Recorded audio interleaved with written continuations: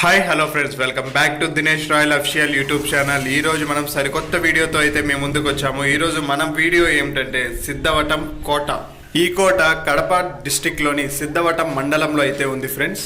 ఈ కోటని తులువ డైనెస్టీకి సంబంధించిన మట్టి రాజా అనే అతను 1303 సంవత్సరంలో అయితే నిర్మించారు. ఈ కోట మొత్తము 36 ఎకరాలు అయితే విస్తీర్ణం చెంది ఉంది ఫ్రెండ్స్. ఈ కోటని పెన్నా రివర్ ఒడ్డున నిర్మించారు. ఎంతో పటిష్ట భద్రతతో అతి పెద్ద కాంపౌండ్ వాల్ను అయితే ఇక్కడ నిర్మించారు. ఇప్పుడు మనం చూస్తున్నది కోట యొక్క ఎంట్రన్స్ భాగం ఫ్రెండ్స్. ఇందులో ఇరుపక్కల అభయాంజనేయ స్వామి విగ్రహాలు ఉన్నాయి. కొంచెం పైన మనం గమనించినట్లయితే దేవతామూర్తుల విగ్రహాలు ఉన్నాయి. ఈ కోట మొత్తము పెద్ద పెద్ద బండరాళ్లతో నిర్మించడం అయితే జరిగి ఉండదు ఫ్రెండ్స్. ఈ రాళ్ళు కూడా కొంచెం డిఫరెంట్ గా ఉన్నాయి. పాత రాళ్ళు కాబట్టి కొంచెం గరుగుతేలి మరీ ఉన్నాయి. ఇప్పుడు మనం ఈ కోట లోపలికి అయితే వెళ్ళి చూద్దాము ఎలా ఉందో. ఎంట్రన్స్ లో లోపలికి వెళ్ళంగానే ఇలా 3 పక్కలా ఉన్న మండపం అయితే ఒకటి కనిపించింది. ఇలాంటి మండపాలు ఈ కోట లోపల తూర్పు దశలో ఒకటి, దక్షిణ దశలో అయితే ఉన్నాయి ఫ్రెండ్స్. 2 మండపాలు అయితే మొత్తానికి ఈ కోట లోపల ఉన్నాయి.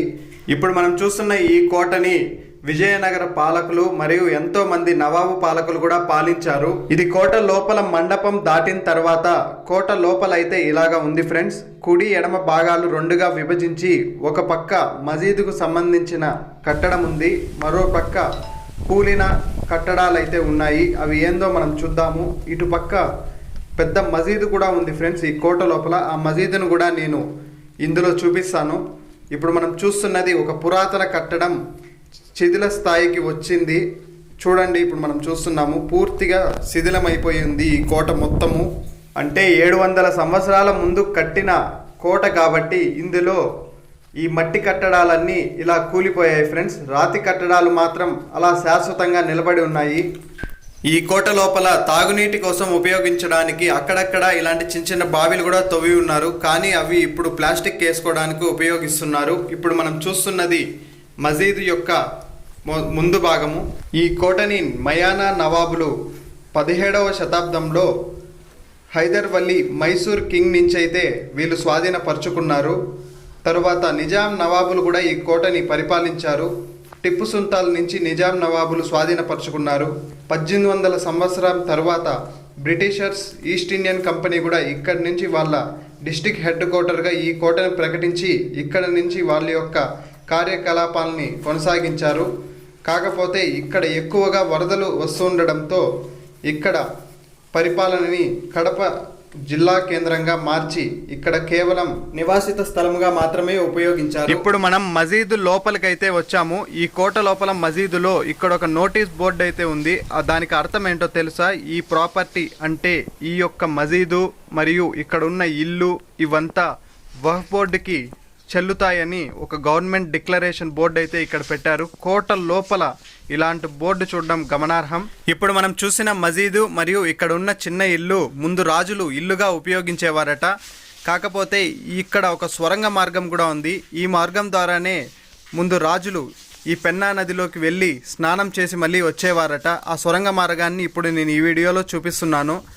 ఇది ప్రస్తుతం లాక్ చేసి అయితే ఉంది. ఎందుకంటే పక్కన ఉన్న నది ఎక్కువ వాటర్ వెళ్తూ ఉన్నాయి ఆ నదిలో, అందుకని జాగ్రత్త నిమిత్తం ఇది లాక్ చేశారు. ఇక్కడ చూడండి స్టెప్స్ కూడా ఉన్నాయి.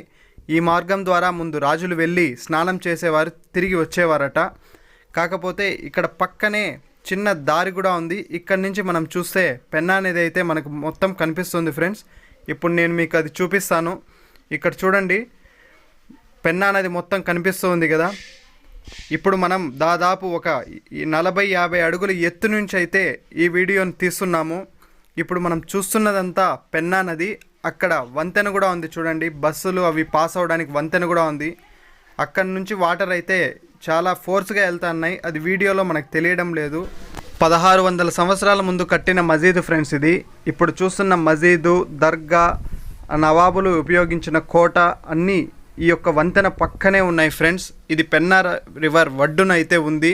ఇక్కడ నేను చూపించిన ఇల్లు కూడా మళ్ళీ మరమ్మతులు చేసి దానిపైన రేకులు అవన్నీ వేసి ఉన్నారు. కానీ కింద నుంచి కట్టడం అయితే పురాతన కట్టడమే ఉంది. ఈ నది చూడ్డానికి ప్రశాంతంగా ఉన్న ఒక 2 సంవత్సరాల ముందు ఇది సృష్టించిన నష్టం చాలా ఎక్కువ ఫ్రెండ్స్. ఒకప్పుడు అన్నమయ్య డ్యామ్ కొట్టుకుపోయి నందలూరు అనే విలేజ్ మొత్తం కొట్టుకుపోయి ఎంతో ప్రాణ నష్టం జరిగింది. ఇప్పుడు మనం చూస్తున్నది నవాబులు పరిపాలించిన కోట మరియు వాళ్ళకి సంబంధించిన దర్గా ఫ్రెండ్స్.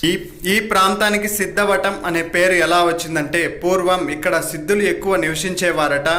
ఇక్కడ వటవృక్షాలు అంటే మర్రి చెట్లు ఎక్కువగా ఉండటం వల్ల సిద్ధవటం అనే పేరైతే ఇక్కడ వచ్చిందని ఇక్కడ స్థానికులు చెప్పారు.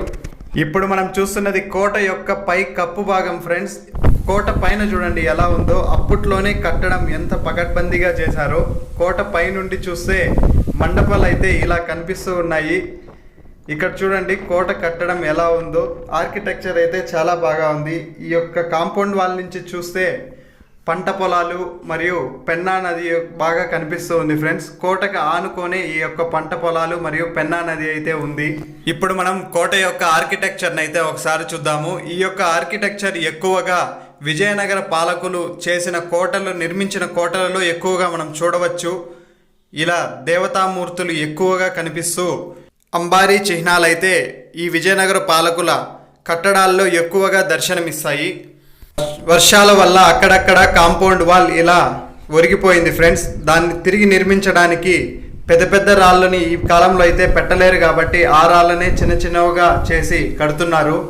ఇప్పుడు మనం ఎడమ చేతి వైపు ఉన్న కట్టడం ఒకసారి చూద్దాము ఎలాగుందో. ఇక్కడ నవాబులు కట్టించిన ఒక కట్టడం మరియు దానికి ముందర సమాధులు అయితే ఉన్నాయి. ఇప్పుడు మనం చూస్తున్నవన్నీ నవాబుల యొక్క సమాధులు ఫ్రెండ్స్. వీటికి కూడా ఒక ప్రత్యేకత ఏదో ఉండి ఉంటుంది. అందుకే వీటిని ప్రత్యేకంగా దర్శనమిచ్చేలాగా పైకి అయితే పెట్టి సమాధులు చేసి ఉన్నారు. ఈ కోటలో ఉన్న మట్టి కట్టడాలన్నీ శిథిలావస్థకు అయితే వచ్చేసాయి ఫ్రెండ్స్. ఇప్పుడు చూస్తున్నది కూడా చాలా పెద్ద కోట. ఇది కోట లోపల ఉన్న ఒక కట్టడము. ఇది కూడా పూర్తి శిథిల స్థాయికి అయితే వచ్చేసింది. మరొక మండపం లోపలికైతే మనం వెళ్తున్నాము. ఇది తూర్పు వైపు ఉన్న ఒక మండపము. దీని లోపలికి వెళ్ళిన తరువాత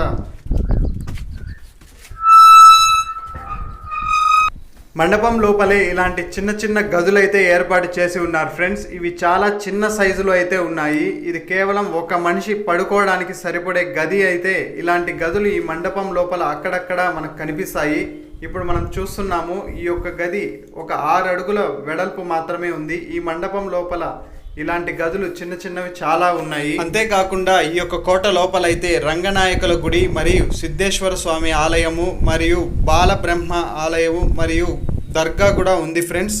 ఈ వీడియో మీకు నచ్చినట్లయితే మన ఛానల్ని లైక్ చేసి సబ్స్క్రైబ్ చేయండి. మరిన్ని వీడియోస్ కోసం మన ఛానల్ని ఫాలో అవ్వండి ఫ్రెండ్స్. Thank you.